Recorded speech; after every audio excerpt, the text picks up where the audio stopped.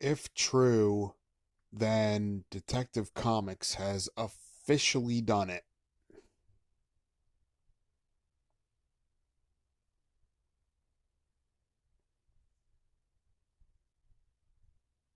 They are apparently rumored to be replacing Batman.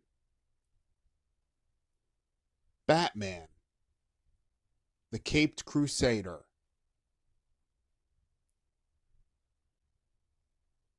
with Batgirl, one of his sidekicks.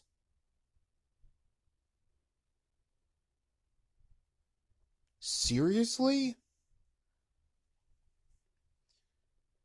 Anyone with any information, let me know whether this is true or not.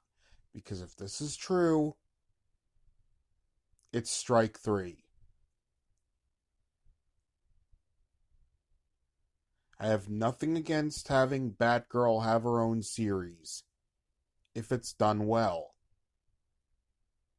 But replacing Batman,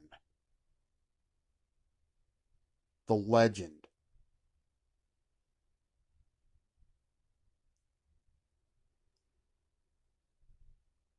not cool, guys.